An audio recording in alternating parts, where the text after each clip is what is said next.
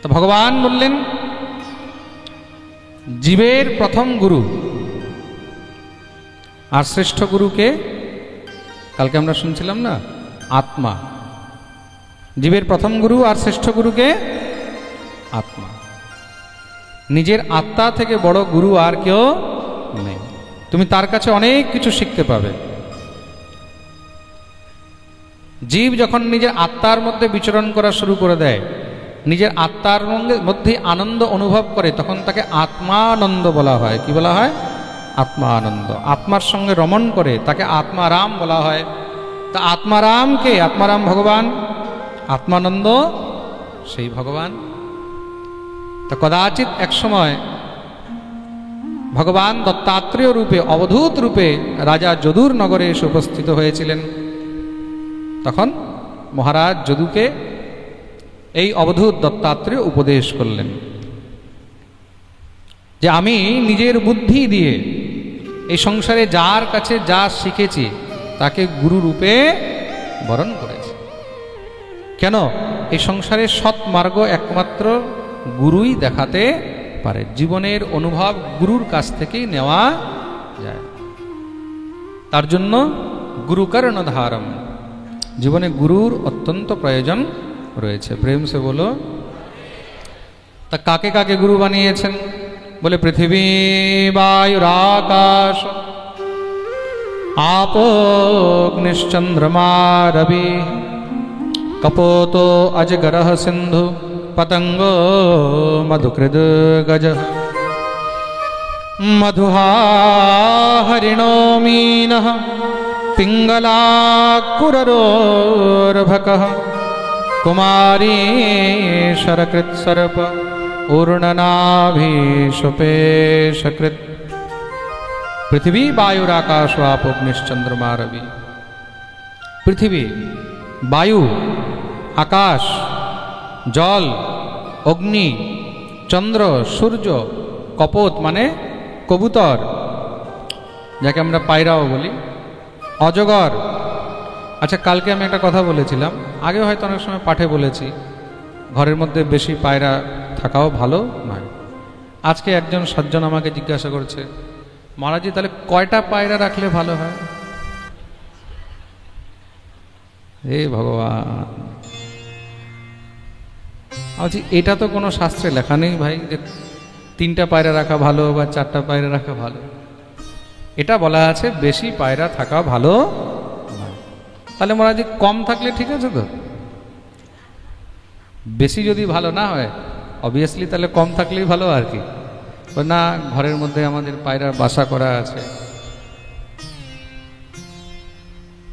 এখন কি উত্তর দেবো এইসব কথা? মানুষের একটা কমন সেন্স, একটা নর্মাল লজিকও তো হয়। মহারাজজি বলেছে বেশি পায়রা থাকা ভালো নয়। বেশি মানে ঘরের মধ্যে পায়রা পুষে রেখেছে, পায়রাই পায়রা ঘুরছে চারদিকে, এটার অর্থ হলো এটা অমঙ্গল, ভালো নয়। 2-4টা পায়রা ঘুরছে, 2-4টা পাখি পশু ঘুরছে, ওইগুলো তো অমঙ্গল নয়, সে ঘুরতেই পারে। কিন্তু অনেক মানুষ নিজে এগুলোকে পুষে ঘরের মধ্যে রাখে, এটা রাখা ভালো নয়। কথা বলার হলো এটা অর্থ। এখন এক একটা জিনিস কি করে মানুষকে বোঝানো যায় কয়টা পায়রা রাখা ভালো নয়? যখন কোনো কথা বলা হয় সেটাকে বাকিটা নিজের বুদ্ধি দিয়েও বোঝা উচিত। সন্তিমে গুরুবো রাজন বহবো বুদ্ধুপাশ্রিতাঃ বুদ্ধ্যুপাশ্রিতা।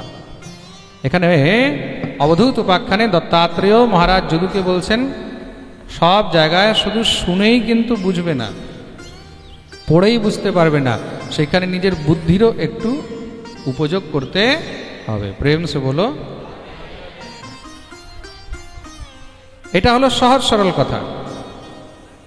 আপনাকে বলা হয়েছে বেশিক্ষণ জলে থাকতে নেই, জলে থাকলে কি হবে? শরীর অসুস্থ হবে। কেউ বলছে না না, আমার তো জলে থাকতে খুব ভালো লাগে, কিছু হয় না।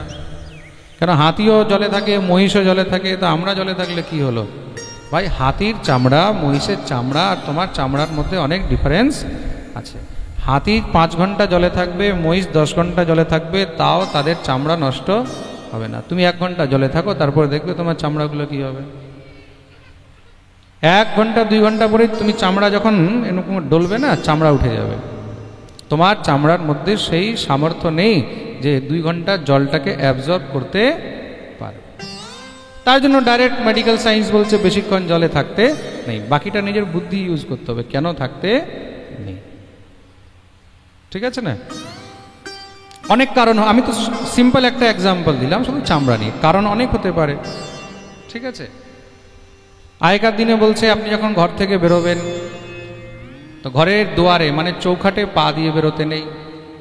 তো চৌখাটে পা দিয়ে কেন বেরোতেন এটা বুঝতে হবে, এটার পিছনে একটা সায়েন্টিফিক থিওরি রয়েছে। প্রত্যেক ঘরের মধ্যে আগেকার দিনে চৌখাট হতো, আজকাল না মার্বেল টার্বেল লাগিয়ে নিচের ফ্লোর একদম লেভেল থাকে, আগেকার দিনে প্রত্যেক দরজায় চৌখাট হতো। তুমি যদি লেখা আছে যে চৌখাটে পা দিতে নেই, তার মানে তুমি দেখে বেরোবে, আর তুমি দেখে বেরোবে তার মানে তুমি হোঁচট খাবে না। আর তুমি না দেখে বেরো তাহলে হোঁচট খাবে, ঠোকর খাবে, পড়ে যাবে, তাই তো, নাক দাঁত ভেঙে যাবে। তা আমাদের ঋষি মুনিগণ শাস্ত্রের মধ্যে গ্রন্থের মধ্যে যা লিখেছে, যা নিষেধ করেছে, তার নিশ্চয়ই কিছু না কিছু একটা কারণ আছে। যদি বলেছে বেশি পায়রা ঘরে থাকা ভালো নয়, তার মানে নিশ্চয়ই কিছু না কিছু কারণ আছে। বুঝতে পেরেছ? যদি বলছে কুকুরের সঙ্গে ঘুমানো, কুকুরের সঙ্গে খাওয়া, কুকুরের সঙ্গে বেশি গলাগলি এগুলো ভালো নয়, তার মানে কি কোনো কারণ রয়েছে। তুমি আছো কুকুরের সঙ্গে, কুকুর তোমাকে কামড়ালো না, তোমাকে চাটছে, মনে রাখবে কিন্তু যদি চাটছে তাতেও তোমার মধ্যে র্যাবিজ ইনফেকশন হয়ে যেতে পারে। তারপরে তোমাকে কে বাঁচাবে? খুব তো ডগ লাভার হয়ে ঘুরছো তুমি, আমি ডগ লাভার ডগ লাভার, ডগ লাভার সব বেরিয়ে যাবে তখন, তখন 14টা ইঞ্জেকশনও কাজ করবে না। তো প্রত্যেক জিনিসের আমাদের শাস্ত্রে যদি মানা করেছে তার পিছনে কিছু না কিছু কারণ আছে। মানলে তোমার ভালো, না মানলে প্রেম সে বলো। তার জন্য শাস্ত্র গ্রন্থ পড়তে হয়, শুনতে হয়। শাস্ত্রের মধ্যে যা লেখা আছে প্রত্যেক জিনিসের পিছনে কিছু না কিছু একটা কারণ রয়েছে। তা কপোত অজগরহ সিন্ধু, কবুতরকে গুরু বানিয়েছি, অজগরকে গুরু বানিয়েছি, সিন্ধু মানে সমুদ্রকে গুরু বানিয়েছি, পতঙ্গকে গুরু বানিয়েছি, পতঙ্গা, ভ্রমরকে গুরু বানিয়েছি, গজ হাতিকে গুরু বানিয়েছি, মধুহা মধু সংগ্রাহক তাকে গুরু বানিয়েছি, হরিণো মিনহ হরিণকে গুরু বানিয়েছি, মিন মানে মৎস্যকে গুরু বানিয়েছি, পিঙ্গলা কুররোর ভকহ পিঙ্গলা, পিঙ্গলা নামক এক বেশ্যাকে গুরু বানিয়েছি, কুরর পক্ষীকে গুরু বানিয়েছি, কুমারী শরকৃত সর্প একটা কুমারী কন্যাকে গুরু বানিয়েছি, একটা ছোট বাচ্চাকে গুরু বানিয়েছি, আর শরকৃত যে বান তৈরি করে বান তাকে গুরু বানিয়েছে, উরুণনাভি মাকড়সাকে গুরু বানিয়েছি, সুপেশকৃত যেটাকে আমরা ভৃঙ্গি কীট বলি, ভৃঙ্গি পোকা, বাংলায় আবার অনেক জায়গাটাকে কাঁচ পোকাও বলে না, ভৃঙ্গি। ও কি করে মাটির বাসা বানায়, বলতার মতন হয় দেখতে, বলতা একটু কালো কালো, মাঝখানে একটু লাল হলুদ একটু স্পট মতন থাকে, বলতার মতন। ঘরের মধ্যে যে কোনো জায়গায় দেখবে মাটির ইয়ে বানিয়ে নেবে। আচ্ছা, ওদের বিশেষতা কি? ভৃঙ্গি কীট কি করে, ওই ছোট পোকাগুলোকে নিয়ে এসে ওটার মধ্যে ঢুকিয়ে রেখে দেয়, আর ঢুকিয়ে বাইরে ওরা ঘুরতে থাকে, ভমা ভমা করতে থাকে। ওই যে কীটটাকে ভিতরে ঢুকিয়েছে, সেই কীটটা ভৃঙ্গির চিন্তন করতে করতে তার ভয়ে সেও কিন্তু নিজেও ভৃঙ্গি হয়ে যায়। প্রেম সে বলো চিন্তন। তা ভৃঙ্গিকে গুরু বানিয়েছে। এই আমার 24টি গুরু। মহারাজ যদু এখন জিজ্ঞাসা করলেন, প্রভু তা আপনি পৃথিবীর কাছে কি শিখেছেন? এখানে উত্তর দিচ্ছেন, ভূতৈরাক্রম্যমাণোপি ধীরো দৈব বশানুগৈঃ তদ্বিদ্বান চলেন মার্গাৎ অন্বশিক্ষম ক্ষিতৈর্ব্রতম। আমি পৃথিবীর কাছে শিখেছি। কি শিখেছি? পৃথিবীর কাছে ধৈর্য শিখেছি। কি? ধৈর্য। পৃথিবীর মধ্যে কি রয়েছে? ধৈর্য। পৃথিবীর মধ্যে ক্ষমা রয়েছে। পৃথিবীকে দিনরাত মানুষ কত আঘাত করছে তো, আর পৃথিবী তো তার জন্য চঞ্চল হয়ে যাচ্ছে না। পৃথিবী তো কার উপরে উল্টো কোনো প্রভাব দিচ্ছে না। পৃথিবী ক্ষমা করে দেয়, ধৈর্য ধারণ করে রেখেছে। মনে রাখবে কিন্তু তদ্রূপ জীবনে অনেকে আপনাকে আঘাত দেবে, অনেকে আপনাকে কষ্ট দেবে, একদম আর খুঁড়েও দেবে, মনে হবে বোধহয় একদম শেষ করে দিল, কিন্তু তবুও তোমাকে ধৈর্য ত্যাগ করা চলবে না। পৃথিবীর মতন ধৈর্য নিয়ে থাকবে সদা সর্বদা। তুমি যত ধৈর্য রাখবে, ধীরজ, মনে রাখবে এক সময় আসবে যখন আস্তে আস্তে সব জীবনে আবার ঠিক হয়ে যাবে। প্রেম সে বলো। আর ক্ষমা, দ্বিতীয় কি? ক্ষমা। পৃথিবীর কাছে কি শিখলেন? ক্ষমা করা। পৃথিবীর মধ্যে মানুষ কত রকমের অত্যাচার না করছে, পাহাড় কেটে দিচ্ছে, পৃথিবীর মধ্যে বৃক্ষ ইত্যাদি এগুলোকে নষ্ট করে দিচ্ছে, জায়গায় জায়গায় পৃথিবীকে নোংরা করছে, কিন্তু তবুও পৃথিবী তাদেরকে কি দিচ্ছে? তাদেরকে ফসল, ধান্য, সবজি, ঔষধি সব উৎপন্ন করে দিচ্ছে তো, ক্ষমা করে দিচ্ছে। তদ্রূপ জীবনে অনেকে আপনার বিষ ছড়াবে, কিন্তু আপনি কি করবেন? আপনি নিজের স্বভাব কখনো ত্যাগ করবেন না। দুর্জন ব্যক্তিকে অত সহজে সজ্জন বানানো যায় না। তদ্রূপ যিনি সজ্জন ব্যক্তি, তাকে হাজারো কষ্ট দিয়েও দুর্জন বানানো যায় না। জিনিসটা মনে রাখবে কিন্তু। যাদের অন্তরে ধৈর্য নেই, যাদের ভিতরে প্রেম নেই, যাদের ভিতরে সহিষ্ণুতা নেই, তারাই কিন্তু পথভ্রষ্ট হয়ে যায়। জীবনে একটু কষ্ট আসলে, দুঃখ আসলে তখন কি করে? অনেকে দেখবে ঠাকুর ঠুকুর নিয়ে একদম মহারাজ গঙ্গায় দিয়ে চলে আসছে। দূর, আমার ঠাকুর সেবা করে কি হলো?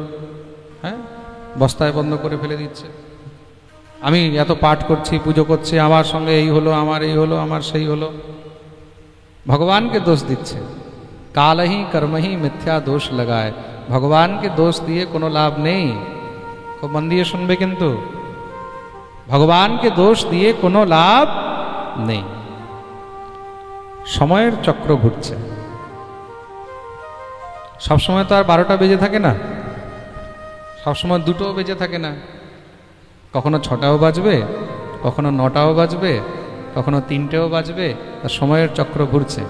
তার জীবনের মধ্যে সুখ আছে তো দুঃখ থাকবে। তোমাকে ধৈর্য রাখতে হবে। কেন? সুখ পেরিয়েছে, তার মানে দুঃখ পেরিয়ে যাবে, এটার মধ্যে কোনো সংশয়। ধৈর্য রাখতে হবে, পেশেন্স। ধৈর্য আছে জীবনে, তার মানে তোমার কাছে সব কিছু আছে। জীবনের সব থেকে বড় সম্পত্তি কি, এটা জেনে রাখো। সব থেকে বড় সম্পত্তি হলো ধৈর্য। যে ধৈর্য হারিয়ে ফেলেছে, তার মানে সে সব কিছু হারিয়ে ফেলেছে। ধৈর্য রাখতে হবে। আজকে আমি পাঠের আগে দুপুরবেলার কথা হবে, পাশে শিষ্যদের সঙ্গে চর্চা করছিলাম, ভক্তদের সঙ্গে। তো বলতে বলতে নল দময়ন্তীর কথা বলছিলাম, তাই তো? হ্যাঁ, নল দময়ন্তী। মহাভারতের মধ্যে কখনো নল দময়ন্তীর চরিত্র পড়বেন। রাজা নল আর দময়ন্তীর জীবনে এত কষ্ট এসেছে, রাজ্য, অর্থ, সম্পত্তি, সুখ, বৈভব সেগুলো তো সব গেছেই গেছে। রাজা নল যে কাপড়টা পরেছিলেন, সেই কাপড়টা পর্যন্ত একটা চিল পাখি নিয়ে চলে গেছে। এমন দুর্দিন এসে গেছে। তা দময়ন্তী কি করেছে? দময়ন্তী নিজের শাড়ি থেকে একটু টুকরো ছিঁড়ে নলকে দিয়েছে, তুমি এটা পরো। তা জীবনে কষ্ট কেমন আসে, কিন্তু মহারাজ নল তিনি ধৈর্য ত্যাগ করেন। ধৈর্য ধরে রেখেছে, সময় আমার নিশ্চয়ই ঠিক আসবে। আর সেই সময় কি চলছে? নলের উপরে শনির 7.5 চলছে।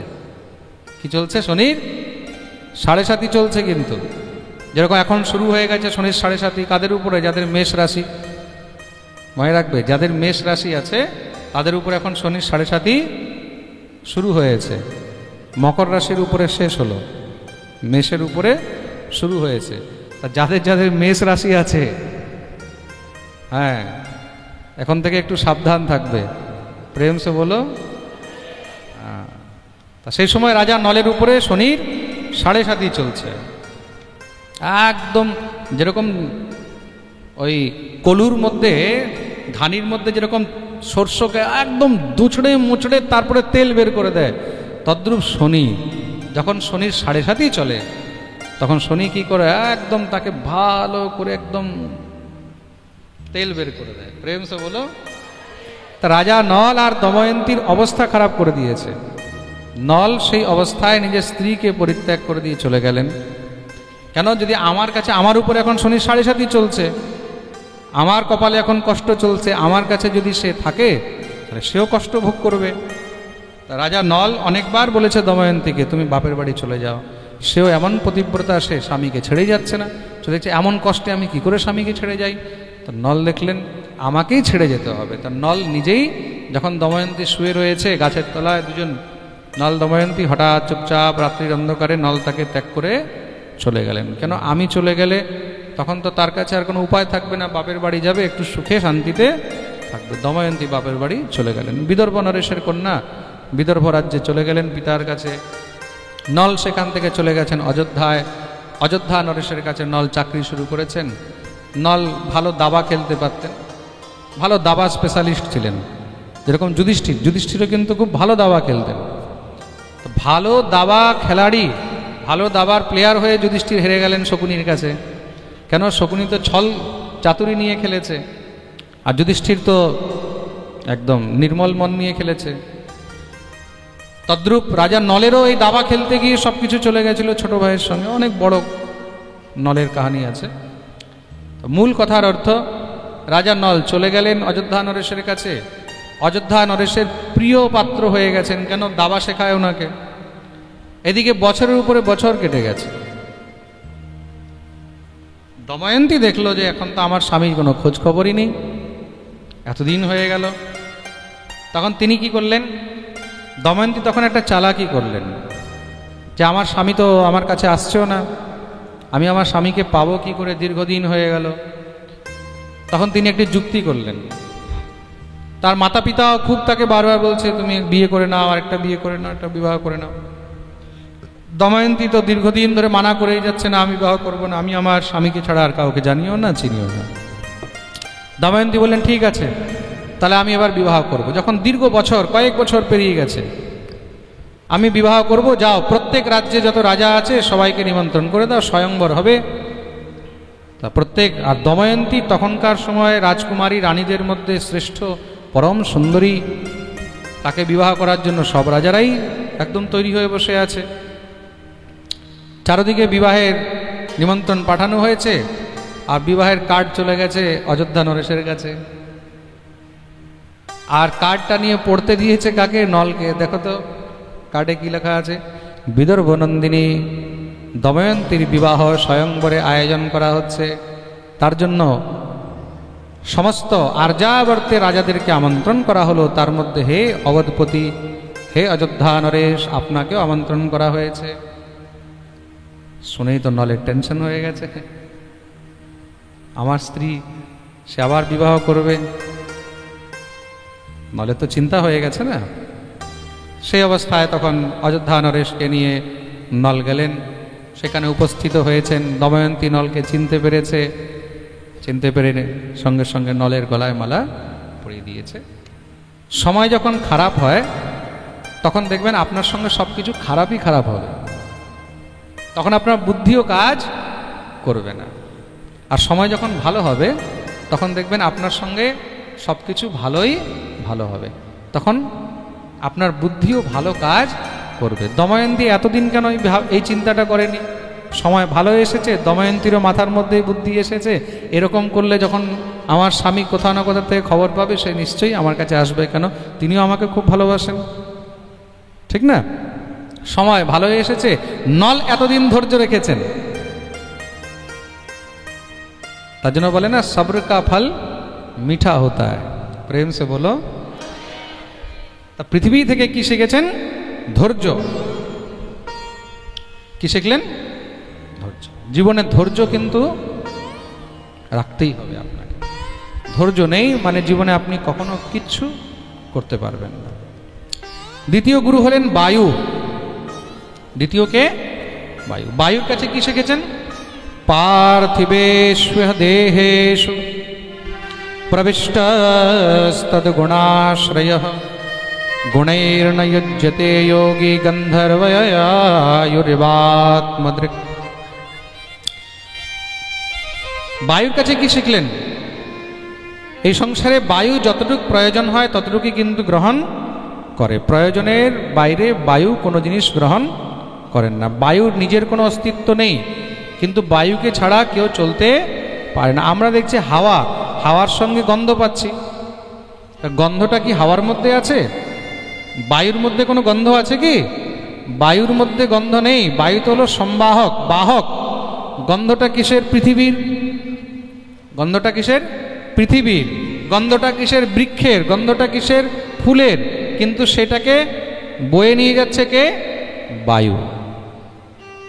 কে বয়ে নিয়ে যাচ্ছে? বায়ু। খুব মন দিয়ে শুনবে। তা বায়ু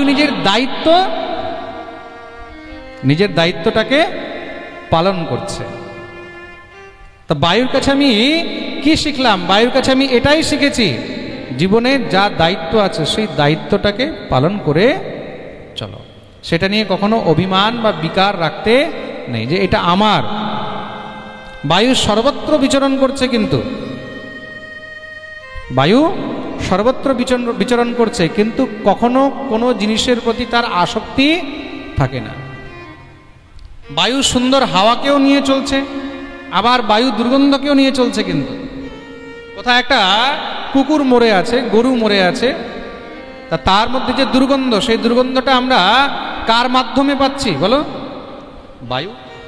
তা যেমন সে সুগন্ধকে বহন করছে, তদ্রূপ দুর্গন্ধকেও বহন করছে। তদ্রূপ জীবনে যদি সুখ আসে, সুখটাকেও গ্রহণ করো, দুঃখ আসে সেটাকেও গ্রহণ করো।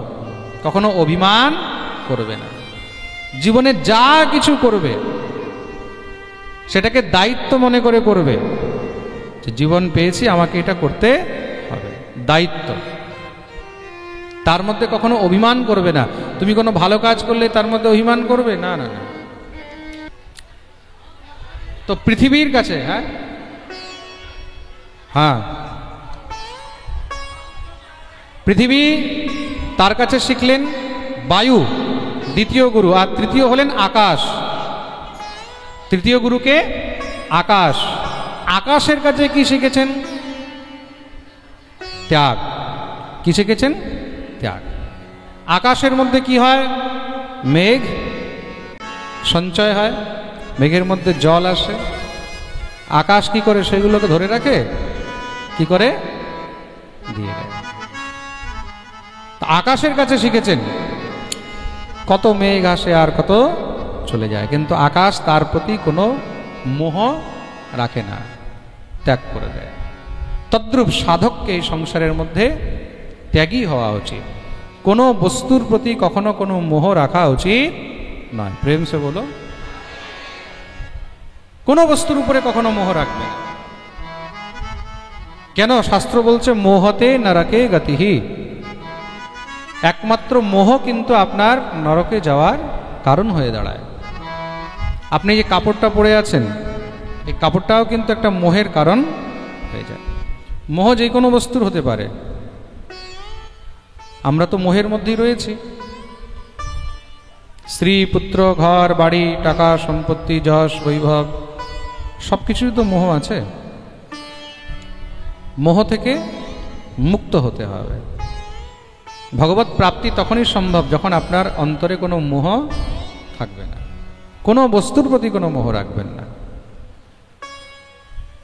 এখন অনেকে বলবেন যে মহারাজজি, মোহ থেকে আমরা মুক্ত কি করে হব? তার জন্যই ভাগবত শুনতে হবে। মোহ থেকে সবাই তো সহজে মুক্ত হতে পারবেন না। পারবেন কি? হ্যাঁ, মোহ আর আসক্তি একই জিনিস। আসক্তি কিছুটা মোহের সঙ্গে ছোঁয়া ছোঁয়া রয়েছে, মোহ তার থেকে আরো খারাপ। প্রেম সে বলো। আর চতুর্থ গুরু হলেন জল। তা দত্তাত্রেয় চতুর্থ গুরু বানালেন জলকে। কাকে বানিয়েছেন? জল।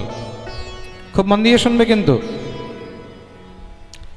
জল, জল থেকে কি শিখলেন? স্বচ্ছ প্রকৃতিতঃ স্নিগ্ধ মাধুর্যস্তীর্থভূন নৃপাম মুনিঃ পুনাত্যপাম মিত্রম ইক্ষ্বাপস্পর্শকীর্তনৈঃ। জল কি হয়? জলকে তুমি যতই মহারাজ অপবিত্র করার চেষ্টা করো, সে তবুও কিন্তু সবসময় পবিত্রই থাকে, সে পরের উপকারই করে যায়। জল কি হয়? জল দিয়ে মানুষের পিপাসা মেটে। অপবিত্র হলে জল নিল পবিত্র হয়ে যায়। সেই জল যদি গঙ্গায় থাকে, সেই গঙ্গার স্পর্শ করলে সমস্ত পাপ কেটে যায়। তদ্রূপ সাধককে জলের মতন নির্মল হওয়া উচিত। কেমন হওয়া উচিত? নির্মল। কেন? ভগবানকে নির্মল বস্তু অত্যন্ত প্রিয়। তোমার অন্তরে যদি মলিনতা থাকে, তাহলে ভগবান তোমাকে নিজের কাছেও আসতে দেবে না, ধারে কাছেও আসতে দেবে না। মলিনতা নিয়ে ভগবানের কাছে যাওয়া যায় না। নিজের অন্তর মনকে নির্মল রাখতে হবে। খুব মন দিয়ে শুনবে। তোমাকে অনেকে কিন্তু নষ্ট করার চেষ্টা করবে। জলকে সবাই কি করে? নষ্টই তো করে। নোংরা নিল জলে ফেলে দিল, কেউ মরে গেল জলে নিয়ে ফেলে দিল। ঘরের জল, ড্রেনের জল, নালীর জল, শহরের জল সব যাচ্ছে তো, কিন্তু তবুও জল নির্মল হয়ে আমাদের সবাইকে জীবন দিয়ে যাচ্ছে। তদ্রূপ নিজের জীবনকে নির্মল রাখার চেষ্টা করতে হবে। তোমাকে যে যতই নোংরা করার চেষ্টা করুক, তোমাকে যে যতই কষ্ট দেওয়ার চেষ্টা করুক, তুমি তবুও নির্মল হয়ে জগতের জন্য কল্যাণ করেই যাবে। প্রেম সে বলো। আর পঞ্চম গুরু হলেন অগ্নি। পঞ্চম গুরুকে, হ্যাঁ, অগ্নির কাছে কি শিখেছেন? তেজস্বী তপসাদীপ্ত দুর্ধর্ষোদরভাজন সর্বভক্ষো বিমুক্তাত্মা নাদত্তে মলম অগ্নিবৎ। দেখুন, অগ্নি কিন্তু সর্বত্রে রয়েছে, সব জায়গায় অগ্নি রয়েছে। আপনার মধ্যেও রয়েছে আর আমার মধ্যেও রয়েছে। যার মধ্যে অগ্নি নেই সে জীবই নয়। অগ্নি পাথরের মধ্যেও রয়েছে, সজীবের মধ্যেও রয়েছে, নির্জীবের মধ্যেও রয়েছে। আমরা যে খাবার খাচ্ছি, তা আমাদের এই খাবারগুলোকে ডাইজেস্ট কে করছে? জঠরাগ্নি। কে ডাইজেস্ট করছে? জঠরাগ্নি। তাই তো? তা আমাদের ভিতরেও কিন্তু অগ্নি আছে। সে পাচন ক্রিয়াকে, হ্যাঁ, কি করছে? পাচন ক্রিয়াকে কার্যান্বিত করছে জঠরাগ্নি। কাঠের মধ্যেও আগুন রয়েছে, কাষ্ঠের মধ্যে। আপনি কাঠের সঙ্গে কাঠ ঘষেন, অগ্নি রয়েছে তো, হ্যাঁ রয়েছে। পাথরের মধ্যে আগুন রয়েছে, পাথরের সঙ্গে পাথর ঘষে আগুন বেরিয়ে যায়। অগ্নি সর্বত্রে রয়েছে, অগ্নি সর্বভূক। অগ্নি মলও ভক্ষণ করছে, চিতার মধ্যে মানুষকেও পুড়াচ্ছে, আবার রান্নাঘরে সেই অগ্নিতে রন্ধনও হচ্ছে। তা প্রত্যেক পরিস্থিতির মধ্যে যতই মহারাজ অপবিত্র বস্তুকেও গ্রহণ করুক না কেন, তারপরেও অগ্নি সবসময় নির্মল হয়েই থাকে। খুব মন দিয়ে শুনবে কিন্তু। হ্যাঁ, অগ্নি কি করে? সমস্ত অশুভ বস্তুকে দগ্ধ করে ভস্ম করে দেয়।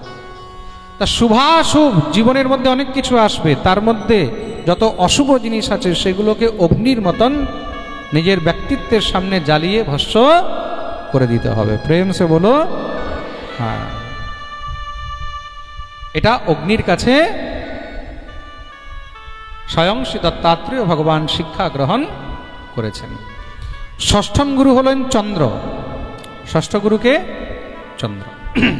চন্দ্রের কাছে কি শিখেছেন? বিসর্গাদ্যা শ্মশানান্তা ভাবা দেহস্য নাত্মনঃ কলানামিব চন্দ্রস্য কালেনাব্যক্তবর্তমানঃ। চন্দ্রের কাছে কি শিখলেন? চন্দ্রের মাথায় কলঙ্ক রয়েছে। কি রয়েছে? তা চন্দ্র কলঙ্কিত, তারপরেও অভিশপ্ত। চন্দ্রকে অভিশাপ রয়েছে, চন্দ্র ক্ষয় হয়ে যায়। ক্ষয় হয় তো, এখন শুক্লপক্ষ চলছে, পূর্ণিমার পরে কৃষ্ণপক্ষ শুরু হবে, চন্দ্র ক্ষয় হয়ে যাবে। যার মাথায় কলঙ্ক রয়েছে, যে প্রত্যেক 15 দিন পরে ক্ষয় হয়ে যায়, তবুও সে সমস্ত জগৎকে সবসময় শান্তি দিয়েই যাচ্ছে। প্রেম সে বলো। তা সাধককে চন্দ্রমার মতন হতে হবে। কার মতন হতে হবে? চন্দ্রমার মতন। কলানামিব চন্দ্রস্য কালেনাব্যক্তবর্তমানাঃ। যেরকম চন্দ্রমা অভিশাপের কারণে নিত্য নিত্য করে 15 দিন ক্ষয় হয়, তারপরে কি হয়? আবার আস্তে আস্তে সেই চন্দ্রমার 16 কলা পূর্ণ হয়। তদ্রূপ যারা মহাপুরুষগণ, তাদের জীবনে যতই কষ্ট আসুক, যতই দুঃখ আসুক, সে সব কিছু ভুলে গিয়ে সমস্ত জগৎকে শান্তি দিয়েই যাবে। তার জীবন চন্দ্রমার মতনই হওয়া উচিত। প্রেম সে বলো। কেন? যখন চন্দ্র ক্ষয় হয়, মনে রাখবে, তখন চন্দ্রকে আর কেউ দেখে না। কিন্তু যখন চন্দ্র আবার আস্তে আস্তে নিজের 16 কলা পূর্ণ করে, তখন সবাই সেই চন্দ্রকে দেখার জন্য পাগল হয়ে যায়। প্রেম সে বলো। তদ্রূপ সাধককে, তদ্রূপ ভগবত ভক্তকেও চন্দ্রমার মতনই হওয়া উচিত। প্রেম সে বলো। সপ্তম গুরু হলেন সূর্য। সপ্তমকে সূর্য। সূর্যের কাছে কি শিখেছেন? গুণের গুণানুপাদত্তে যথা কালম বিমুঞ্চতি ন তেষু যুজ্যতে যোগী গোভির্বা ইব গোপতিঃ। সূর্য কি করেন? সমস্ত জগৎ থেকে নিজের তাপ দ্বারা জলকে শোষণ করেন। কি করেন? জলকে শোষণ করেন। আর জলকে শোষণ করে তারপরে জলটাকে কি নিজের কাছে রাখে? সেই জলটাকে কি করে? ফিরিয়ে দেয়। বর্ষা রূপে জীবন দান করেন। সূর্যের যখন তাপ হয়, তখন অনেককে কিন্তু খুব খারাপ লাগে। অনেককে কি লাগে? খারাপ লাগে। আরে দেখো, এত রোদ পড়ছে, এত গরম পড়ছে, সব শুকিয়ে গেল, সব শুকিয়ে গেল, সব শুকিয়ে গেল। কিন্তু মনে রাখবে, সূর্য কি করছে? তাপ দিয়ে সব একত্র করে, যে সময় তোমাকে প্রাণের দরকার, জীবনের দরকার, এই ভূমির মধ্যে ফসলের দরকার, সে সময় সূর্য কি করছেন? সমস্ত জল আবার ফিরিয়ে দিয়ে দিচ্ছে। আর তোমার কাছ থেকে নিল কি? নোংরা জল। কি নিল? নোংরা জল। কোথাও কোনো ডোবায় জল আছে, সূর্যের তাপ পড়লে শুকিয়ে যাচ্ছে। কাদা মিশ্রিত জল আছে, সূর্যের তাপে শুকিয়ে যাচ্ছে। নোংরা জল সূর্যের তাপে শুকিয়ে যাচ্ছে, তাই তো? তোমার কাছ থেকে নোনা, নোংরা, কাদাযুক্ত, প্রদূষিত সমস্ত জল শোষণ করে তারপরে যখন সে দিচ্ছে, কেমন দিচ্ছে? হ্যাঁ, একদম ফিল্টার করে, একদম মহারাজ শুদ্ধ বিশুদ্ধ নির্মল করে দিচ্ছে। তদ্রূপ মহাপুরুষগণ, তারা কি করে? তারা সাধারণ জীবের কাছে তাদের পাপগুলোকে গ্রহণ করে। আমাদের মতন সাধারণ জীব, সাধারণ পাপীদের পাপগুলোকে মহাপুরুষগণ গ্রহণ করে। আর গ্রহণ করে তারপরে আমাদেরকে কি করে? সেইগুলোকে ফিল্টার করে আমাদেরকে কৃপা বর্ষণ করে। যখন আমরা তাদের মুখে হরিকথা শ্রবণ করি, কৃষ্ণ কথা শ্রবণ করি, গোবিন্দের গুণগান শ্রবণ করি, তখন কি হয়? তার মাধ্যমে আমরা সেই দিব্য নির্মল জলবর্ষণ প্রাপ্ত করি। তাতে আমাদের জীবন আবার বেঁচে উঠে। কত ভক্তরা আছে, কত মানুষ আছে যাদের জীবন এই পাঠ শুনেই বেঁচে আছে। প্রেম সে বলো। মহাপুরুষের জীবনও সূর্যের মতনই হওয়া উচিত। প্রেম সে বলো। সূর্যকে গুরু বানালেন সপ্তম গুরু। অষ্টম গুরু বানালেন কপোত। কপোত মানে কবুতর। কাকে বানিয়েছেন? কবুতর, পায়রা। তার কাছে কি শিখলেন? কপোতঃ কশ্চনারণ্যে কৃতনীড়ো বনস্পতৌ কপোত্য়া ভার্যয়া সার্ধম উবাস কতিচিৎ সমাহ। কবুতরের কাছে শিখলেন যেই কোনো বস্তুর প্রতি বেশি আসক্ত হতে নেই। আসক্তি সংসারের অনেক খারাপ জিনিস। কিছুক্ষণ আগে বলছিলেন না, মোহ আর আসক্তি। তো মোহ আর আসক্তির মধ্যে কিছুটা পার্থক্য রয়েছে। আসক্তি আপনার জীবনকে নষ্ট করে দিতে পারে, আর মোহ আপনাকে নরকের দিকে নিয়ে যাবে। আসক্তি কোনো জিনিসের প্রতি ভালো নয়। খুব মন দিয়ে শুনবে কিন্তু। আমি এমন এমন লোক দেখেছি, বউ বাপের বাড়ি চলে গেছে, কাঁদছে আমার বউ চলে গেছে, সেই কি কান্না বাবারে। আরে বউ চলে গেছে, যেতে দে, ভালো লাগছে না, 2 দিন পরে 4 দিন পরে চলে আসবে, 10 দিন পরে আসবে, 1 মাস পরে আসবে, না আসলে 6 মাস পরে আসবে, না আসলে 1 বছর পরে আসবে। তাও যদি না আসে তাহলে তুই ফুরুত হয়ে যায়। আসক্তি কিসের আসক্তি? তো কবুতরের কাছে আসক্তি। কি আসক্তি শিখেছেন? এক কবুতর, তার কাছে আরেকটা কবুতরই চলে এসেছে, গাছে বসে আছে, তা কবুতরের কাছে, পায়রার কাছে ফিমেল পায়রা, পায়রি চলে এসেছে। তোমরা হাসাবে না, কি বলবো আর। গরু ষাঁড় তো বলা যায়, পায়রা তো পায়রি হবে আর কি।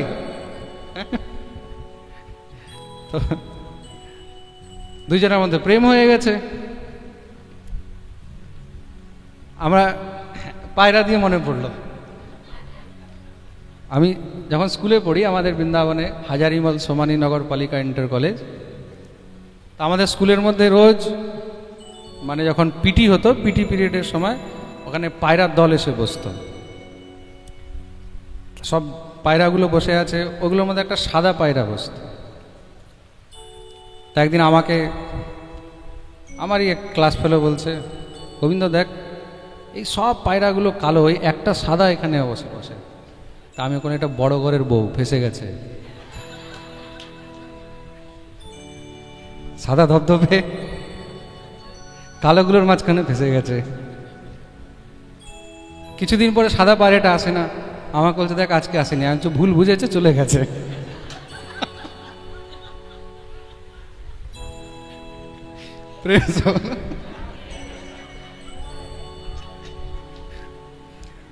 প্রেম হয়ে গেছে দুজনের মধ্যে। কপোতৌ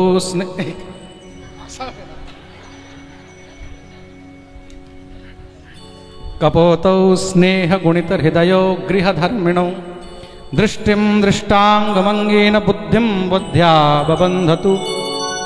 দুজনের মধ্যে প্রেম হয়েছে, সংসার শুরু হয়েছে, বাসা বানিয়েছে, বাসা বানিয়েছে, সন্তান হয়েছে, বাচ্চা হয়েছে। এখন বাচ্চা হয়েছে, বাচ্চাদের জন্য খাবার জোগাড় করতে হয়। আগে একা ছিল, একটুখানি খেলে হয়ে যেত, 1 থেকে 2 হয়েছে, খাবারের ব্যবস্থা বেশি করতে হচ্ছে। দেখুন প্রত্যেকটা এখানে যে বর্ণন করা হয়েছে, এই প্রত্যেকটা জিনিসের কিন্তু আমাদের জীবনের সঙ্গে একদম হুবহু মেল আছে, এক একটা জিনিসে। এই যে অবধূত উপাখ্যান, ভাগবতের মধ্যে এর থেকে শ্রেষ্ঠ উত্তম উপাখ্যান আর দ্বিতীয় কোনো নেই। কৃষ্ণ চরিত্রের পরে 10ম স্কন্ধ হলো ভাগবতের সার, আর তারপরে যদি সব থেকে শ্রেষ্ঠ কোনো উপাখ্যান রয়েছে একাদশ স্কন্ধে অবধূত উপাখ্যান। সন্তান হয়েছে, তাদের জন্য এখন আরো রোজগার করতে হবে, খাবারের ব্যবস্থা আরো করতে হবে। তা আগে একা বাপ যেত, এখন বাপ মা 2 জন যায়, গিয়ে মহারাজ পোকা মাকড় যা খাবার হয় নিয়ে আসে বাচ্চাদের জন্য। একদিন এক শিকারী সেই পায়রার বাচ্চাগুলোকে দেখেছে, দেখে সেই গাছের নিচে সেখানে জাল বিছিয়েছে, খাবার দিয়েছে। বাচ্চাগুলো ক্ষুধার্ত, খাবার দেখে তারা সব লাফ দিয়ে নিচে নেমে গেছে, জালের মধ্যে ফেসে গেছে, জালে ফেসে গেছে।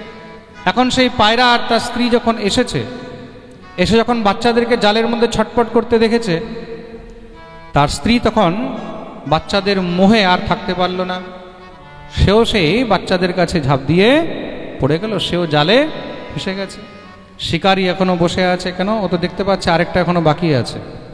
তা সেই কপোত, সেই কবুতর, সে দেখতে পাচ্ছে যে আমার বাচ্চাগুলো জালে ফেসে আছে, আমার স্ত্রীও জালে ফেসে গেছে, কিন্তু সে কাঁদতে লেগেছে। কপোত কান্নাকাটি করছে। স্নেহানুবদ্ধ হৃদয়াব অন্যোন্যম বিষ্ণুমায়য়া বিমোহিতৌ দীনধিয়ো শিশেন পপৃশতু প্রজাঃ। এটাই হলো মায়া। এটা কি? বিষ্ণুর মায়া। সে মায়াতে এতটাই মহারাজ আকর্ষিত হয়ে রয়েছে, কানতে লেগেছে, আমার সন্তান তারা মরে যাবে, আমার স্ত্রী তারা মরে যাবে, আর যদি তারা মরে যায় তাহলে আমি কাকে নিয়ে থাকবো? अहो मे पश्यतापायाम अप्ल पुण्यस्य दुर्मते अतृप्तस्या कृतार्थस्य गृहस्थैर्वर्गे को हता। আমি আর বেঁচে থেকে কি করব? তা পায়রা কি করলো? পুত্র স্নেহে, সন্তান স্নেহে, স্ত্রী মোহে আসক্তির কারণে সেও গিয়ে জালে ঝাঁপ দিয়েছে। ঝাঁপ দিতেই সঙ্গে সঙ্গে শিকারি ধরে নিয়ে গেল, আর আগুনের মধ্যে সেগুলোকে পুড়িয়ে গোবিন্দায় নমো নমঃ। তদ্রূপ এই সংসারের মানুষ, সংসারের জীব, তারাও আসক্তির কারণে নিজের জীবনকে কিন্তু নষ্ট করেই যাচ্ছে। তাই এই সংসারের মধ্যে কখনো কোনো জিনিসের আসক্তি রাখিবে না। স্ত্রী, পুত্র, স্বামী, মাতা, পিতা, কোনো জিনিসের আশা রাখতে নেই। আসক্তি রাখবে তাহলে তোমাকে কিন্তু কষ্ট ভোগ করতে হবে। তা সাধককে কেমন হওয়া উচিত? আসক্তি মুক্ত হওয়া উচিত। কেমন হওয়া উচিত? আসক্তি মুক্ত হওয়া উচিত। কোনো বস্তুর প্রতি কখনো আসক্তি রাখবেন না। প্রেম সে বলো। নবম গুরু হলেন অজগর। নবম গুরুকে? অজগর। অজগরের কাছে কি শিখেছেন? খুব মন দিয়ে শুনবে কিন্তু। অজগরের কাছে কি শিখেছেন? ঈশ্বরের উপরে ভরসা রাখতে। কি রাখবে? ভরসা, বিশ্বাস। अजगर करे न चाकरी, पंछी करे न काम, दास मलूका कह गए सबके दाता राम।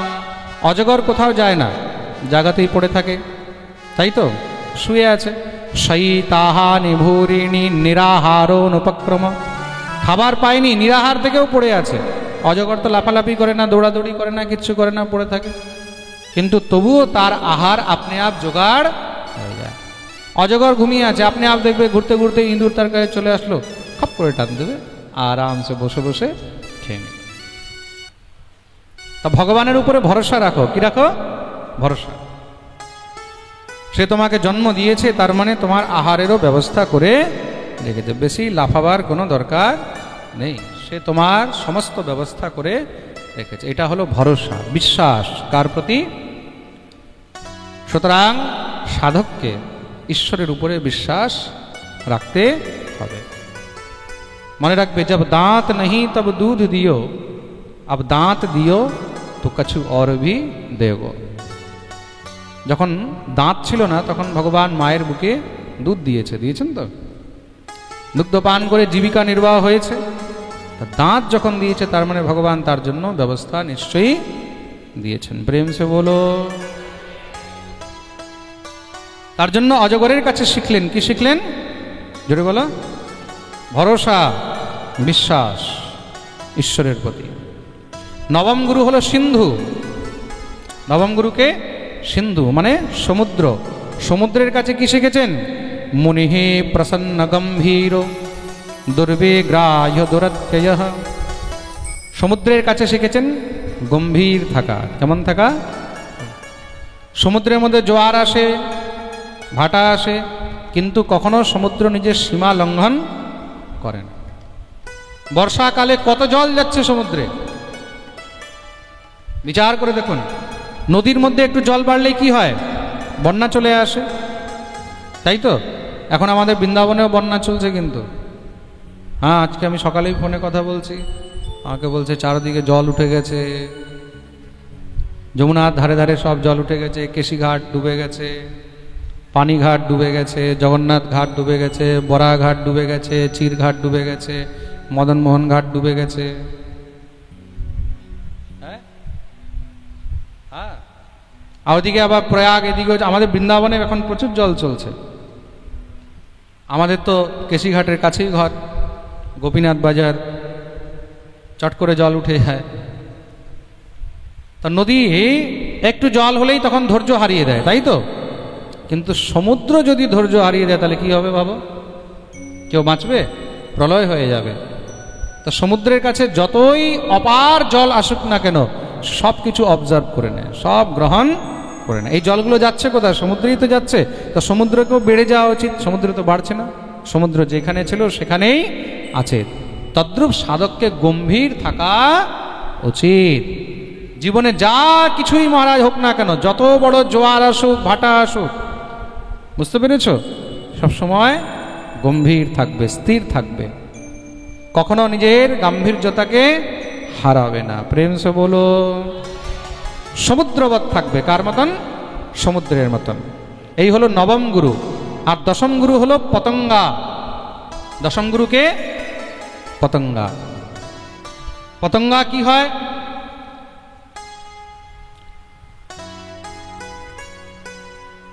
পতঙ্গা যখন কোনো আলো দেখে, তখন সেই আলো দেখে তার প্রতি আসক্ত হয়ে ঝাঁপ দেয়। আর ঝাঁপ দিলে কি হয়? শেষ। তার জন্য এই সংসারে কার রূপ, কার সৌন্দর্য দেখে তার প্রতি কখনো মোহিত হতে নেই। যথা প্রদীপ্তং জ্বলনম পতঙ্গা, ভগবান গীতায় অর্জুনকে বলছেন, বিশন্তি নাশায় সমৃদ্ধ বেগাঃ তথৈব নাশায় বিশন্তি লোকা স্তবা বিবক্ত্রাণি সমৃদ্ধ বেগাঃ। যেই প্রকার পতঙ্গা প্রদীপ দেখলে লাফিয়ে পড়ে আর সেখানে জ্বলে ছাই হয়ে যায়, তদ্রূপ এই সংসারের মানুষ, এরা কি হয়? রূপ সৌন্দর্য দেখে তখন সেখানে আর নিজেকে ঠিক রাখতে পারে না। তাতে কি হয়? তারাও সেইভাবে শেষ হয়ে যায়। তার জন্য পতঙ্গা থেকে আমি শিখেছি, এই সংসারে যা কিছু আছে ভগবানের মায়া, এই মায়া থেকে সাবধান থাকতে হবে। প্রেম সে বলো। আর দ্বাদশ গুরু মানে 12 নম্বর গুরু বানিয়েছেন কাকে? ভ্রমরকে। ভ্রমরের কাছে কি শিখেছেন? স্তোকম স্তোকম গ্রসেদ গ্রাসম দেহো বর্তেত यावता গৃহানহি সন্নাতিষ্ঠেত মৃত্যুম মাধো করিম মুনি। ভ্রমর কি হয়? ভ্রমর আলাদা আলাদা পুষ্প থেকে একটু একটু করে মধু পান করে। খুব মন দিয়ে শুনবে। ভ্রমর কখনো কোনো একটি মধুর প্রতি আসক্ত হয়ে থাকে না, একটি ফুলের প্রতি আসক্ত হয়ে থাকে না। আর যদি আসক্ত হয়ে যায় তাহলে কি হবে? মোহে যদি লিপ্ত হয়ে যায়, একটি ফুলের প্রতি আসক্ত হয়ে যায়, তাহলে তার মৃত্যুও হতে পারে, প্রাণও যেতে পারে। প্রেম সে বলো। আসক্ত হবে না। আসক্ত যদি হতে হয় তাহলে গোবিন্দের প্রতি হও, ঠাকুরের প্রতি হও, বিষয়ের প্রতি নয়। বিষয়ের প্রতি আসক্ত হবে, শেষ হয়ে যাবে।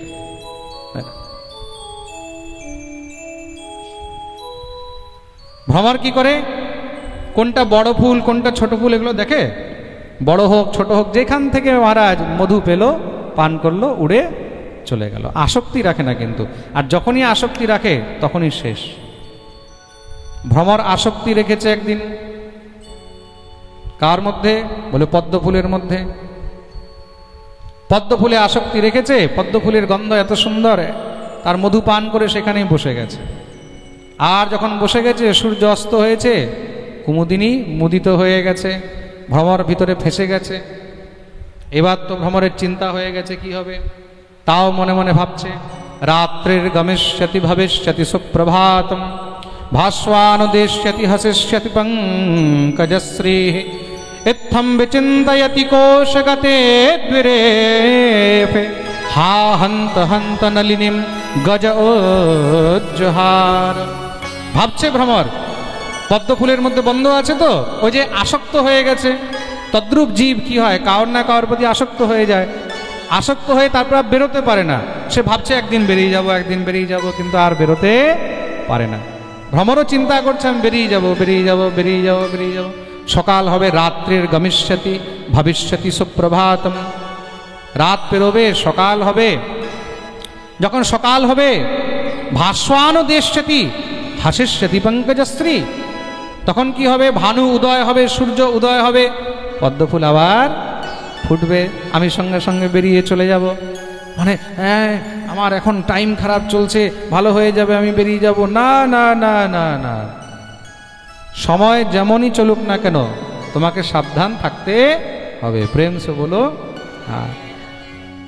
চিন্তা করছে, সেই চিন্তা করতে করতেই ইত্থম বিচিন্তয়তি কোশগতে দ্বিরেফে, ভিতরে ঢুকে চিন্তা করছে। আর সেই সময় হঠাৎ করে কোথা থেকে হাতি আসলো, হাতি এসে হা হান্ত হান্ত নলিনী গজ উজ্জহার, সুর দিয়ে পদ্মফুলকে তুলে মহারাজ আছাড় দিয়ে মেরেছে, পা দিয়ে ডলে দিয়েছে, আর সেখানেই সেই ভ্রমর হা হান্ত হান্ত বলতে বলতে শেষ হয়ে গেল। মরে গেলাম মরে গেলাম মরে গেলাম। তদ্রূপ এই সংসারে যখন তুমি কোনো একটি জিনিসের প্রতি আসক্ত হয়ে যাবে, তখন কি হবে, আস্তে আস্তে তোমাকে সেই আসক্তি কিন্তু শেষ করে দেবে। তার জন্য সাধককে আসক্ত কখনো হতে নেই, যেখানে যতটুক পেলে ততটুক নিয়ে নিলে। তার জন্য সাধুকে মাধুকরী ভিক্ষা করা উচিত। কি করা উচিত? জোরে বলো, মাধুকরী। যেখানে যতটা পেলে ততটাই গ্রহণ করবে। আমাদের ব্রজে বলে না মাধুকরী প্রসাদ, আপনাদের সবার জন্য এখন মাধুকরী প্রসাদের ব্যবস্থা আছে। এখান থেকে যাওয়ার সময় সবাই কিন্তু প্রসাদ নিয়ে যাবেন। আজকে খুব ভালো প্রসাদ আছে, একদম ফ্রাইড রাইস আলু দম, প্রেম সে বলো। সবার জন্য প্রসাদের ব্যবস্থা আছে। বাইরে কাউন্টারে আমি লাগিয়ে দিতে বলেছি, আমি বলেছি কাউন্টারে লাগিয়ে দেবে, তাতে যারা যারা দূরের ভক্ত তারা যখন যাবে, যাওয়ার সময় যেন প্রসাদ নিয়ে যায়। সবার জন্য প্রসাদের ব্যবস্থা আছে, মনে রাখবেন, প্রসাদ সবাই নিয়ে যাবে। তা এখানে ভ্রমরের কাছে শিখলেন, খুব মন দিয়ে শুনবে, কি মাধুকরী বৃত্তি।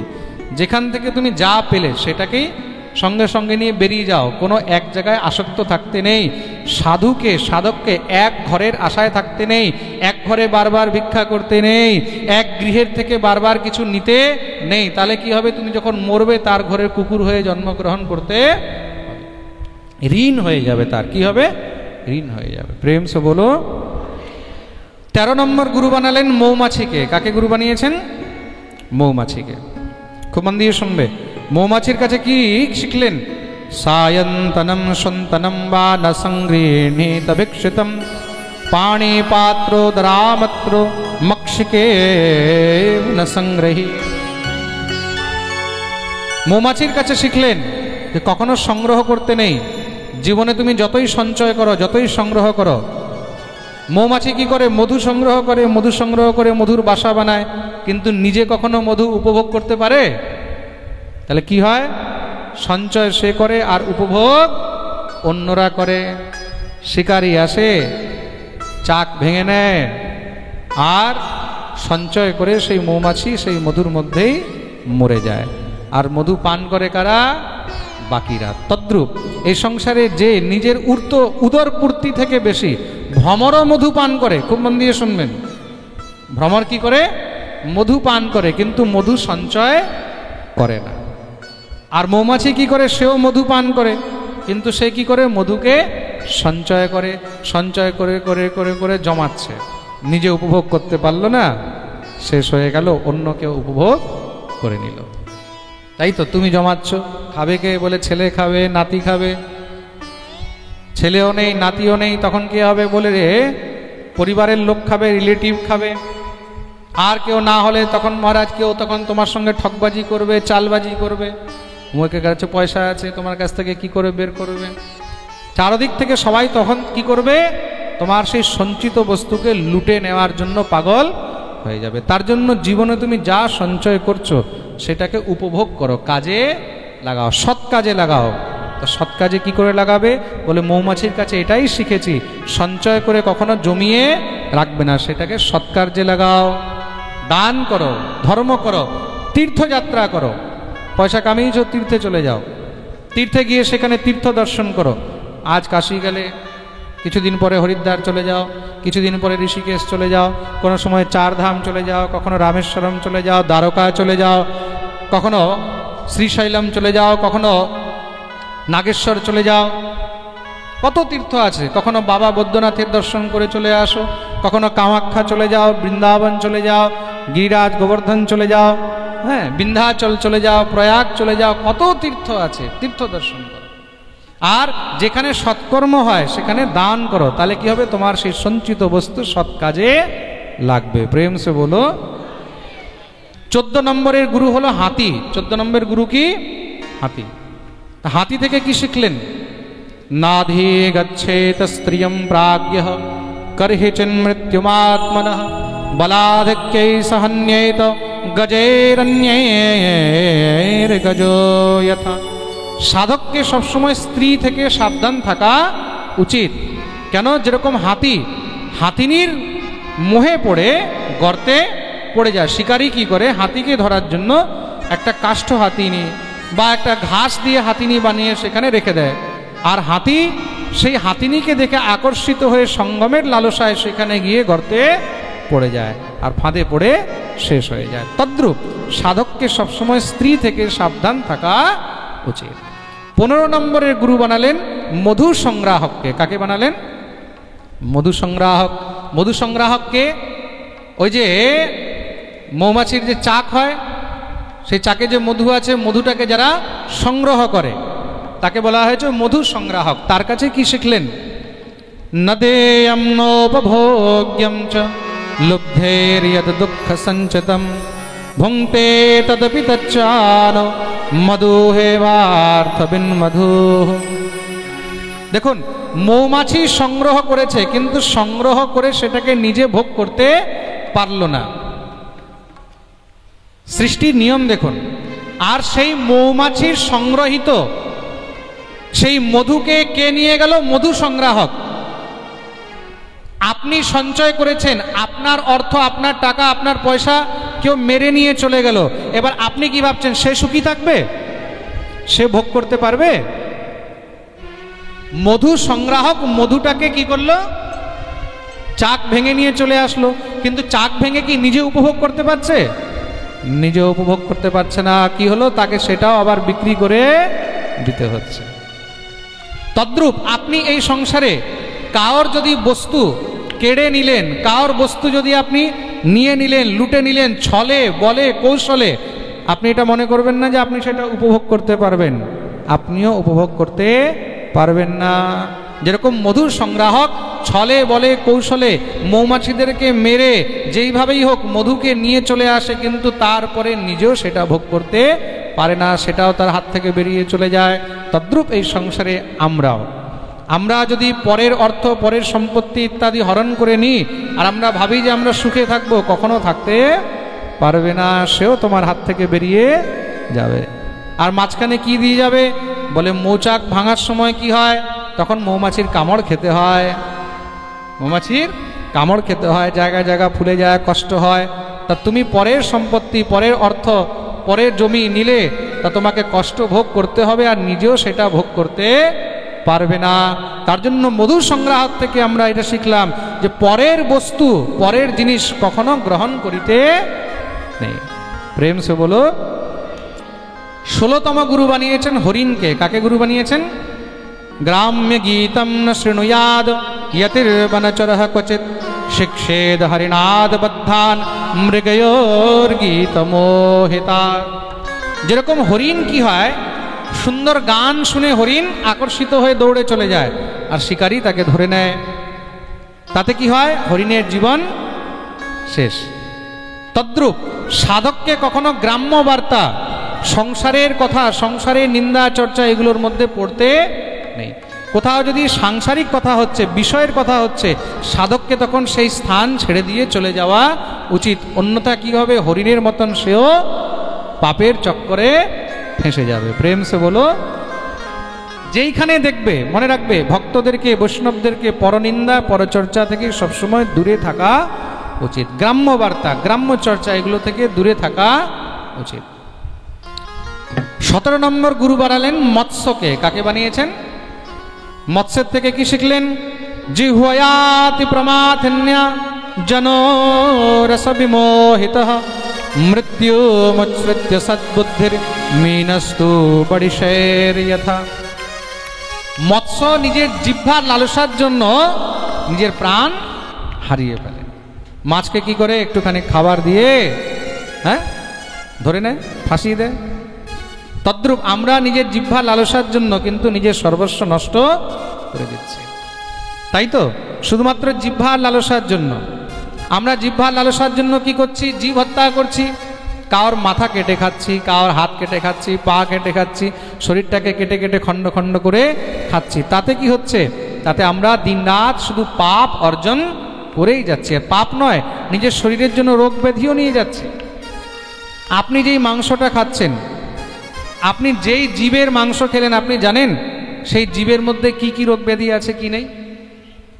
জানেন কি? সেই জীব সে যে কোন সংক্রামক রোগ নিয়ে আছে, তার মধ্যে ক্যান্সার আছে। মনে রাখবেন, শুধু মানুষের এইচআইভি হয় না, পশু পাখিরও এইচআইভি হয়। মানুষের ক্যান্সার হয় না, পশু পাখিরও ক্যান্সার হয়। তা আপনি যেটা খাচ্ছেন তার মধ্যে যে সেই রোগ ব্যাধি নেই তার কোনো গ্যারান্টি আছে? তা আপনি কি করলেন? তার সঙ্গে নিজের শরীরের মধ্যে তার রোগটাকেও নিয়ে আসলেন। প্রেম সে বলো, তার রোগটাকেও নিয়ে আসলেন। কিন্তু খুব মন দিয়ে শুনবে। কিন্তু তার জন্য এখানে মৎস্য থেকে শিখলাম নিজের জিহ্বাকে কন্ট্রোল করতে হবে, নিজের রসনাকে কন্ট্রোল করতে হবে, না হলে কি হবে? শেষ হয়ে যাবে। আর মৎস্যকে গুরু বানালেন, তারপরে পিঙ্গলা বেশ্যাকে গুরু বানিয়েছেন। রাধারানী কৃপা করলে এখানে 7 দিনের পাঠও আমরা অবশ্যই শ্রবণ করব। প্রেম সে বলো, বলো না আরো জোরে, সবাই দোনো হাত তুলে। যারা পিছনে আছে জয় জয় শ্রী রাধে। 18তম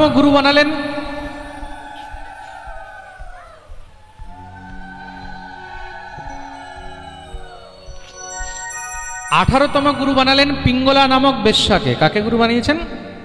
পিঙ্গলা নামক বেশ্যাকে। পিঙ্গলা নাম বেশ্যাসীদ বিদেহ নগরে পুরা, তস্যামে শিক্ষিতম কিঞ্চিন নিবোধ নৃপনন্দন। পিঙ্গলা বেশ্যার কাছে কি শিখলেন? একবার এই অবধূত দত্তাত্রেয় মুনি ঘুরতে ঘুরতে বিদেহনগরে গিয়ে উপস্থিত। সেখানে পিঙ্গলা বেশ্যার বাড়ির সামনে তিনি এক গাছের নিচে পড়ে আছেন। দেখছেন সেই বেশ্যা সেজে গুজে একদম মহারাজ রেডি হয়ে বসে আছে। কেন? অর্থবান ধনী পুরুষরা যাবে আর তারা এখান থেকে যাওয়ার সময় আমার রূপ সৌন্দর্য দেখে আমাকে অর্থ দিয়ে সন্তুষ্ট করবে আর আমার দেহের সুখ উপভোগ করবে। কিন্তু সেদিন পাশেই কোথাও সৎসঙ্গ চলছিল, পাশেই কোথায় হরিকথা চলছিল, ভগবত কথা চলছিল। রাস্তা দিয়ে ভিড় যাচ্ছে, তা যত লোক দেখছে বেশ্যার তো দেখে ততই মন আরো ভালো লাগছে। আজকে এত লোক, তাহলে তো আজকে আমার ভালো ইনকাম হবে। বাড়ির সামনে দিয়ে লোক যাচ্ছে, কেউ না কেউ তো আসবে, কেউ না কেউ তো আসবে, কেউ না কেউ আসবে। দেখতে দেখতে মহারাজ সন্ধ্যা পেরিয়ে গেল, রাত পেরিয়ে যাচ্ছে। সে তো চঞ্চল হয়ে গেছে, চঞ্চল হয়ে একবার ঘরে যায়, একবার বাইরে বেরোয়, মন একদম উদ্বিগ্ন হয়ে গেছে। কাউকে জিজ্ঞাসা করলো তোমরা কোথায় যাচ্ছ? আরে তুমি জানো না এখানে পাশে একজন অনেক বড় ভক্ত এসেছেন, সাধু এসেছেন, বৈষ্ণব এসেছেন, হরিকথা চলছে, আমরা সেখানে যাচ্ছি। ও হো। পিঙ্গলা বিদেহ নগরের সব থেকে সুন্দরী নগরবধূ বেশ্যা, যাকে দেখে তার যৌবন উপভোগ করার জন্য কত ধনী পুরুষ নিজের অর্থ সম্পত্তি পর্যন্ত তাকে দিয়ে দিয়েছে, সেই পিঙ্গলা আজকে কি দেখছে? আজকে তার রূপ সৌন্দর্য দেখেও সবাই না দেখে চলে যাচ্ছে। কিসের জন্য? সৎসঙ্গের জন্য। তার মানে এই হরিকথা, এই সৎসঙ্গের এত মহিমা, এই গোবিন্দ কথার এত মহিমা, যেখানে আমাকে পর্যন্ত ভুলে গিয়ে সবাই একদম তাকাচ্ছেই না, পাগলের মতন ছুটে বেড়াচ্ছে। আজকে এই যেখানে পাঠ হচ্ছে, তা পাঠ শুরু হয়েছে কখন? 6টা 6:30 থেকে। আমি শুনছি দুপুরবেলা 2টো থেকে মানুষ এখানে এসে বসে আছে, তাই তো?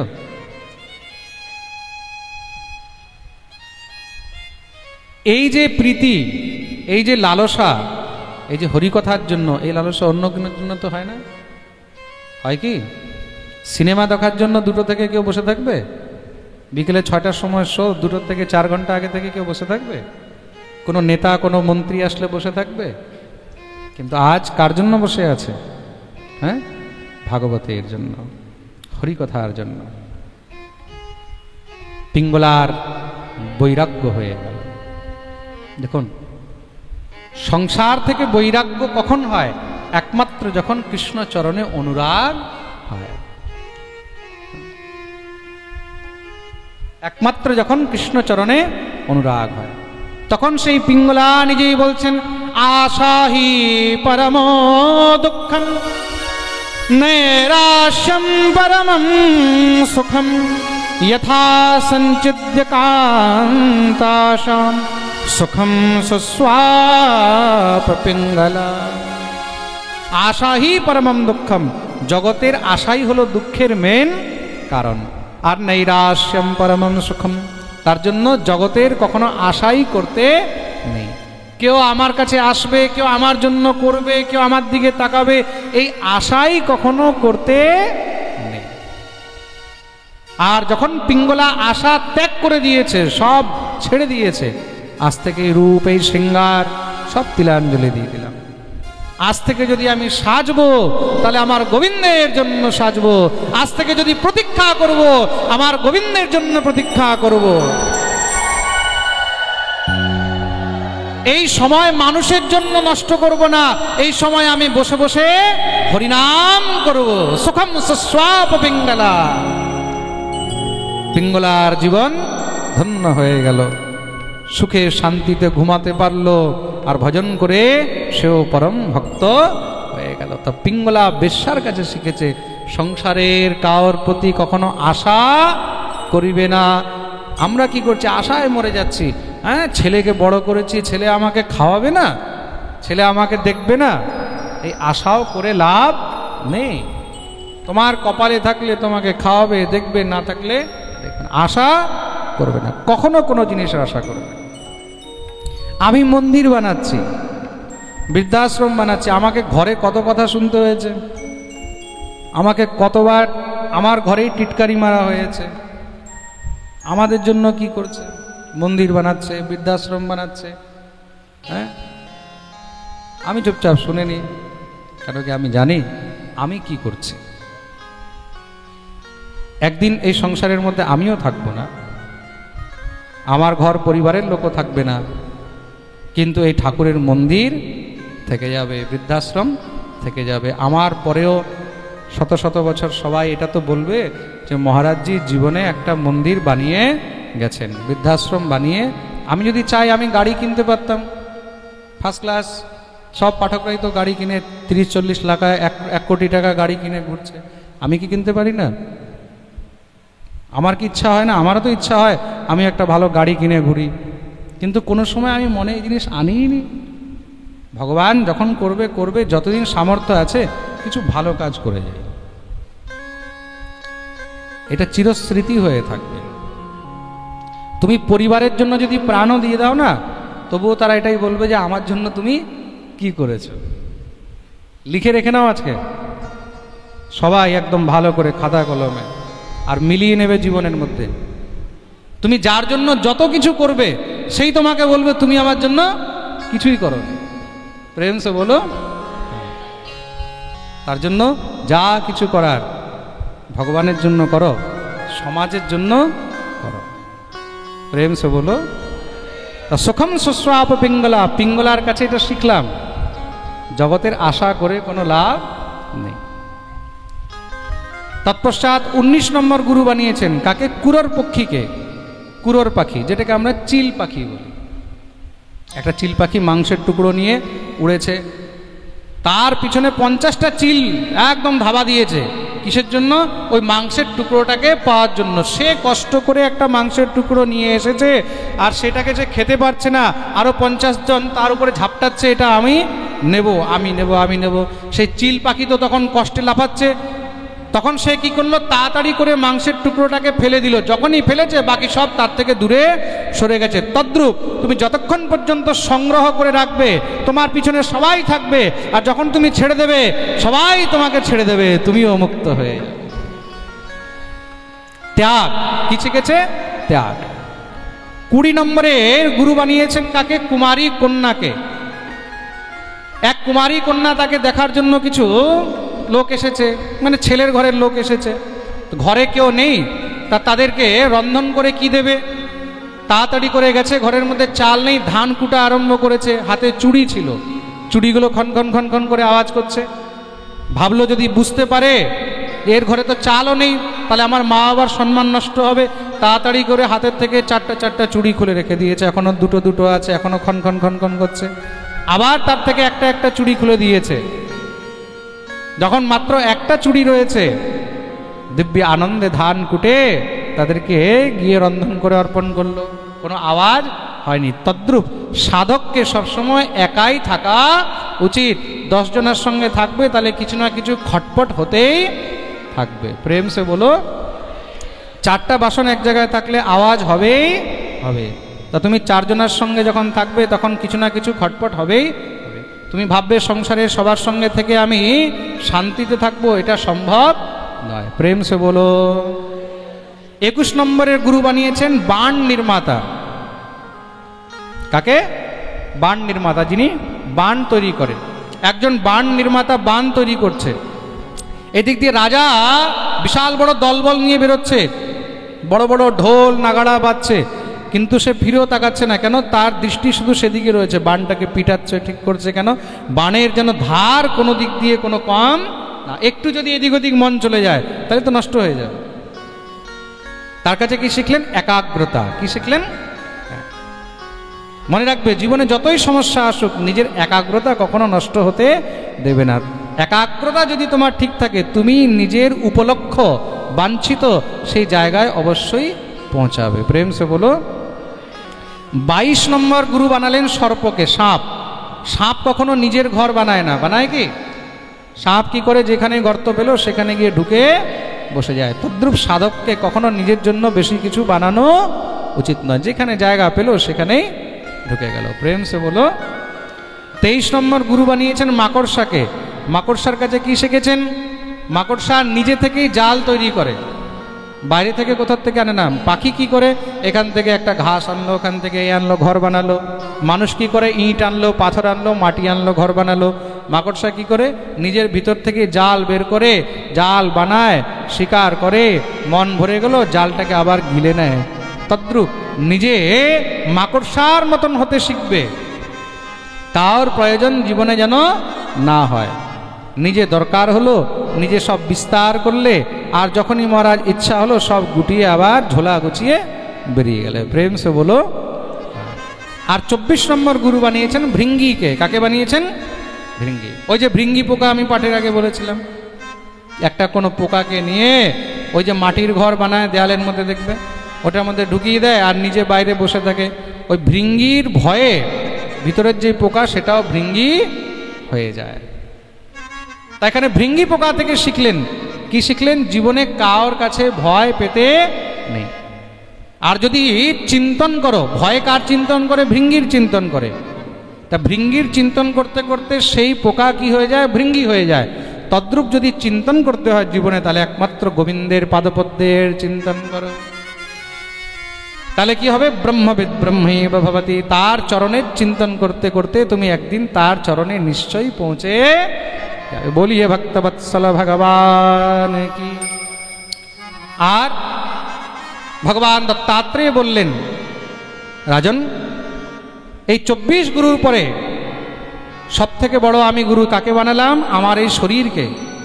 দেহ গুরুর মম বিরক্তি বিবেক হেতু বিভ্রৎস্ম সত্ত্ব নিধনম সততার্ক্যুদর্কম তত্ত্বান্যনেন বিমৃশামি যথা তথাপি পারক্যমিত্যবসিতো বিচরাম্য সঙ্গঃ। এই শরীর হলো সব থেকে গুরু, মনে থাকবে। এদম শরীরম মম দুর্বিভাব্যম।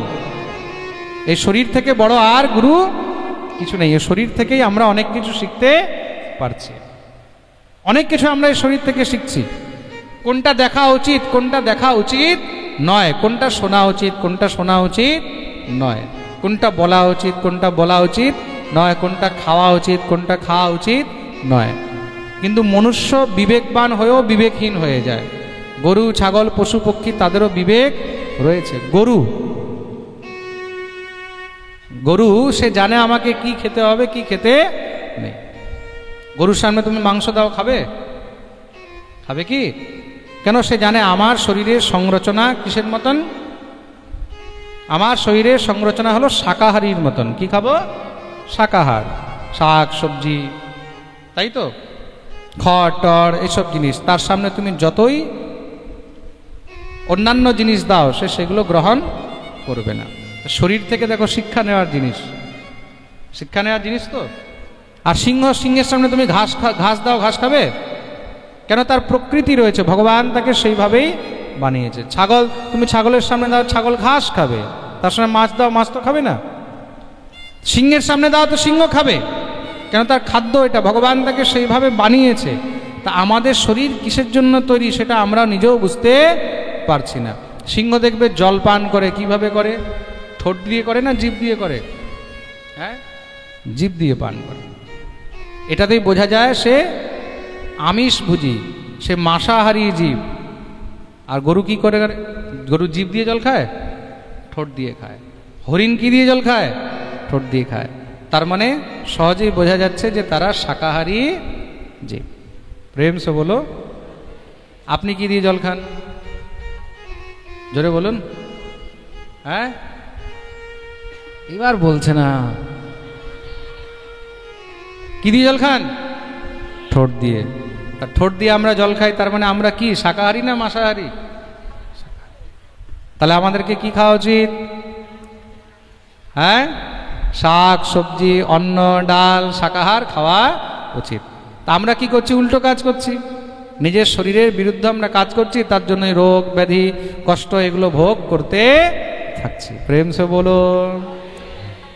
এই প্রকার মহারাজ যদুকে স্বয়ং দত্তাত্রেয় ভগবান, অবধূত ভগবান 24 গুরুর উপাখ্যান বর্ণন শ্রবণ করালেন। যেই জীব এই 24 গুরুর উপাখ্যান বর্ণন শ্রবণ করে, শ্রী সুখদেব প্রভু বলছেন, তার জীবনের সমস্ত সব পাপ নাশ হয়ে যায়। শুধু তাই নয়, জীবনের মধ্যে যখন যখন কোনো সংশয়, কোনো সংকট, যেই কোনো সমস্যার মধ্যে পড়বে, তখন এই 24 গুরুর বর্ণন সবসময় অধ্যয়ন করবে আর এই বর্ণন শ্রবণ করবে। তাহলে সমস্ত সব চিন্তা থেকে তুমি মুক্ত হয়ে যাবে।